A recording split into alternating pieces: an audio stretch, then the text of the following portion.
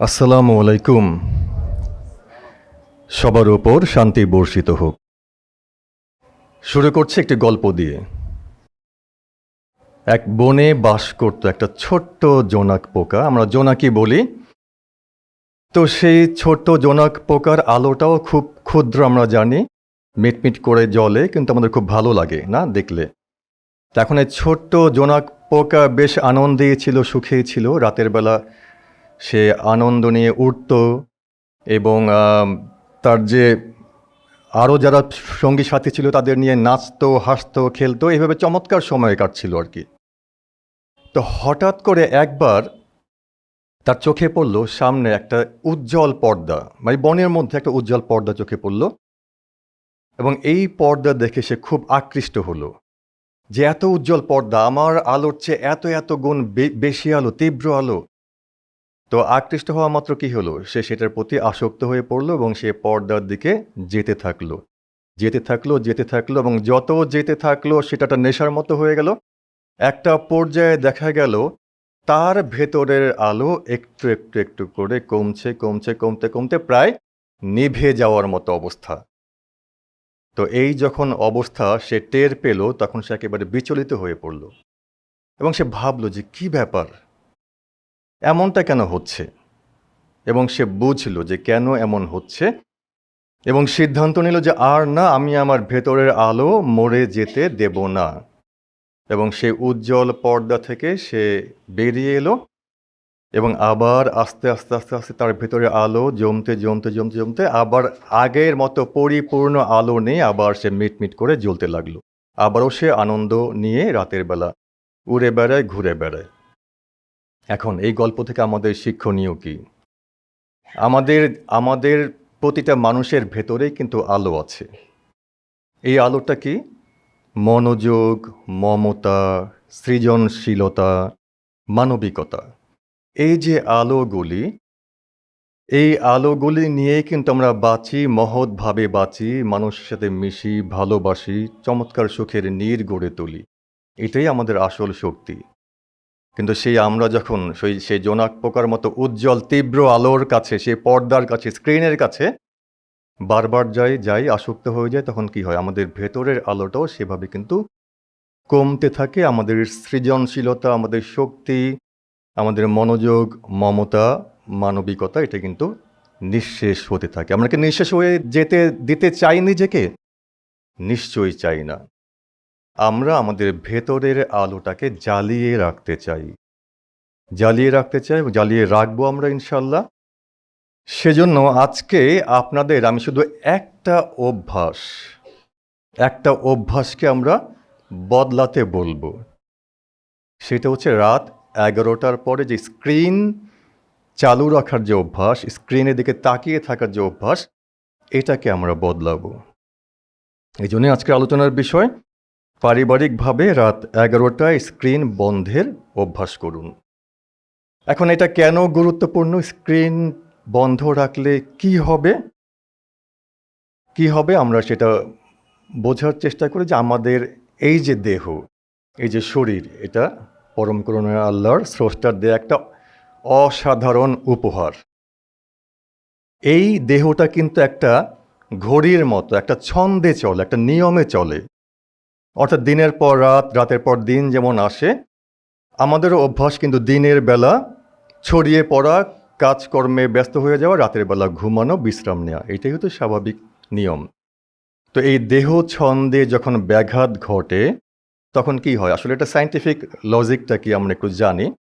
যে রাতের বেলা যখন আমরা ঘুমোতে যাই, তখন যেটা হয় যে আমাদের মস্তিষ্ক থেকে মেলাটোনিন নামে একটা হরমোনের নিঃসরণ ঘটে। এই মেলাটোনিন কি করে? আমাদের ভেতরে যে অঙ্গ প্রত্যঙ্গ আছে এটাকে হিল করে, এটাকে নিরাময় করে। আমরা যদি গভীর ঘুম থেকে সকালবেলা জেগে উঠে একটা তরতাজা প্রফুল্ল অনুভূতি নিয়ে, আমাদের চনমন একটা অনুভূতি নিয়ে জেগে উঠি। অপর্যাপ্ত ঘুম হলে সেটা হয় না। কখন অপর্যাপ্ত ঘুম হয়? যখন আমরা রাতের বেলা যখন ঘুমানোর সময়, তখন যদি আমরা স্ক্রিনের দিকে তাকাই, আমাদের ব্রেন, মস্তিষ্ক, সেটা তো নার্ভাস সিস্টেম, এটা তো সত্য মিথ্যার পার্থক্য বোঝে না, বিভ্রান্ত হয়ে যায়। মনে করে এখনও তো দিন আছে, এখনও তো সূর্য জ্বলছে, আমরা দেখতে পাচ্ছি যে জ্বলছে, ব্রেন এটা ভাবে, বিশ্বাস করে। এবং তখন কি আর মেলাটোনিনের হরমোনের নিঃসরণ প্রবাহ সেটা আর থাকে না। আমাদের এই নিরাময়টা কমে এবং আমাদের নানা ধরনের অসুখ বিসুখে আক্রান্ত হয়ে যায়। আমাদের এই যে প্রসেসটা নষ্ট হয়ে গেল, মেজাজ খিটখিটে হয়ে যায়, আমরা ট্রমাটাইজড হয়ে যাই। আর রোগের কারখানা, সেটা বিশেষ করে আপনার ডায়াবেটিস, উচ্চ রক্তচাপ, এমনকি ক্যান্সারের ঝুঁকিও বাড়ে। তাহলে আমরা তো আসলে এটা করতে চাই না, কিন্তু আবার পারিও না। এই যে পারিও না, যে বাধাটা কোথায়, আসলে বাধাটা কোথায় এটা চিহ্নিত করতে হবে। বাস্তবতা কি? আমরা আমাদের সন্তানদেরকে বলি না যে পড়ো, ঘুমাও। সন্তান হয়তো মোবাইল নিয়ে বসে আছে। আমি তাকে পড়ো, ঘুমাও একটু বলার পরে নিজেই আমি মোবাইলের মধ্যে হারিয়ে গেছি। আবার আধ ঘন্টা পার হয়ে গেছে, আবার বলি পড়ো। সন্তান কি পড়বে, ঘুমাবে? কারণ সে যা দেখে তাই সে বিশ্বাস করে, সেটাকে সে ফলো করে। আর একটা বড় বাধা আছে আমাদের, সেটা হচ্ছে ফিয়ার অফ মিসিং আউট। মানে আমরা একটা মিসিং ফিল করি। রাত 11টা পার হয়ে গেছে, তখন আবার মনে হয় না, ব্রেকিং নিউজটা আছে তো একটু দেখে নিই, আরেকটু দেখে নিই।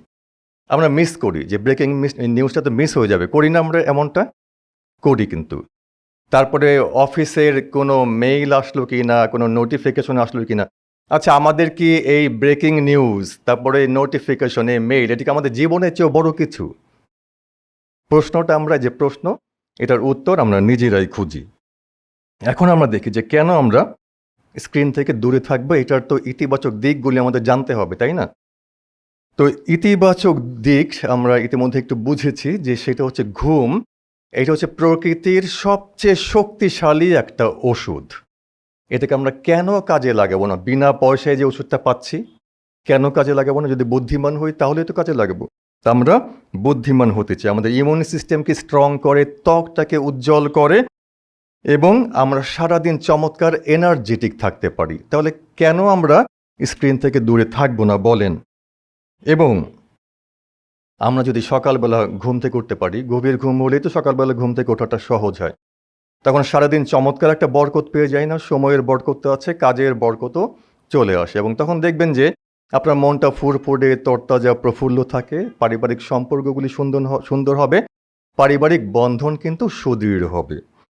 আর পরীক্ষার্থীদের বেলায় দেখা গেছে, যেটা জরিপে দেখা গেছে, যারা সকালে ঘুম থেকে ওঠে তাদের পরীক্ষার স্কোর কিন্তু অনেক বেশি হয়। এটা একেবারে জরিপে প্রমাণিত। সুতরাং আমরা নিজেরা অভ্যাস করব, তাহলে আমাদের সন্তানরা কিন্তু সেটা শিখবে। আমরা চলে আসি সমাধানের পথে, কারণ সমাধানটাই তো আমাদের করতে হবে। সবচেয়ে প্রথম কাজ হচ্ছে মাইন্ডসেট, মানে স্ট্রং মাইন্ডসেট। আপনি যদি চান আমি 11টা পরে মোবাইল চালাবো না, কে আপনাকে দিয়ে চালাবে বলেন? স্ট্রং মাইন্ডসেট আপনি 1 দিন, 2 দিন, 4 দিন, 7 দিন প্র্যাকটিস করুন, দেখবেন যে সেটা একটা নতুন অভ্যাস আপনি রপ্ত করে ফেলেছেন। এটা সম্ভব, অনেকে কিন্তু করছেন, আমরাও পারি সেটা। আর আমি যখন করব, আমার সন্তানও সেটা ফলো করবে। আর একটা চমৎকার একটা প্রক্রিয়া আছে, একটা বড় পদক্ষেপ, সেটা হচ্ছে আমাদের বেডরুমটাকে নো ফোন জোন করতে হবে। কারণ আমরা কিন্তু অধিকাংশ সময় শুয়ে মানে খুব আরামসে আর কি মোবাইল চালাই। তাহলে অন্তত বেডরুমটাকে আমরা সেটার আওতার বাইরে রাখি, দেখবেন যে অনেকখানি কমে গেছে সেটা। কতক্ষণ বসে আপনি মোবাইল চালাতে পারবেন? পিঠ ব্যথা করবে, ঘাড় ব্যথা করবে। তার চেয়ে বলুন যে বাদ দিই, ঘুমিয়ে পড়ি এখন। এগুলি কিন্তু ছোট চমৎকার টেকনিক। আরেকটা খুব চমৎকার টেকনিক ভালো লাগলো, সেটা পরে, সেটা হচ্ছে ছোটবেলার সেই স্মৃতিটা মনে পড়লো, যে আমাদের একসময় মানে অ্যালার্ম ঘড়ি ছিল না, টেবিল ক্লক। তো এখন তো সেটা হারিয়ে গেছে। টেবিল ক্লকের টিক টিক টিক টিক আওয়াজ আমরা শুনতাম, তাদেরকে ঘুমের ব্যাঘাত হতো না কিন্তু। আমরা দেখেন, আপনারা স্টেপ নিন আজকে স্টেপ নিন না কেন? যাওয়ার সময় একটা টেবিল ঘড়ি কিনে নিয়ে যান, এবং নিয়ে গিয়ে মানে রেখে দেন। ফোন মানে বেডরুমের বাইরে থাকবে। অ্যালার্ম ফোনে দেওয়া দরকার নাই। আপনার অ্যালার্ম শুনে ঘুমও ভাঙবে, আবার যে মোবাইলের যে রেডিয়েশন, সেটা থেকেও বাঁচবেন। আর একটা বিষয়, যে আমি যে 11টার পরে আমি যে ঘুমিয়ে পড়বো, কিছুটা সময় হয়তো আমার থাকবে, ওই সময়টা কি করে কাটাতে পারি? চমৎকার কিছু অভ্যাস করতে পারি। বিছানার পাশে বই রাখতে পারি, ভালো বই।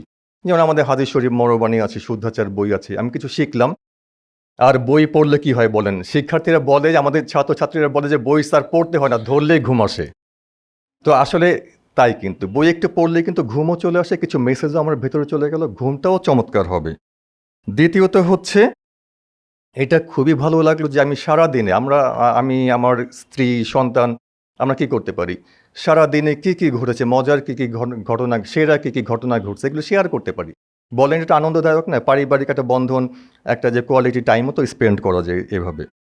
আর যারা বিশ্বাসী তাদের জন্য তো চমৎকার সুযোগ হচ্ছে একটা প্রার্থনা করে স্রষ্টার সান্নিধ্যে গিয়ে ঘুমিয়ে যাওয়া। তো এবং সর্বশেষ হচ্ছে সবসময়ের জন্য প্রযোজ্য যে মেডিটেশন, এটা অবশ্যই করতে হবে। আপনি যত যা কিছুই জানেন আর বোঝেন, মেডিটেশন না করলে না সেটা পালন করা যায় না। এবং এই মেডিটেশনটা পারিবারিকভাবেই আমাদের মানে অভ্যস্ত হতে হবে এই মেডিটেশনে। আর যারা এখনও কোয়ান্টাম মেথড কোর্স করেননি, আসলে মেডিটেশন কিন্তু শিখতে হয়, এটা তো একটা প্রক্রিয়া। এই শেখার জন্য কিন্তু কোয়ান্টাম মেথড কোর্স। সবশেষে বিনীত আহ্বান জানাবো সবাইকে, আসুন আমরা আজই শুরু করি। কি শুরু করব? আজ 11টায় আমরা সবাই একসাথে লগ আউট করি ভার্চুয়াল জগৎ থেকে, আর লগ ইন করব আমাদের নিজেদের জীবনে। সবাই ভালো থাকুন, সুস্থ থাকুন। খোদা হাফেজ। আসসালামু আলাইকুম।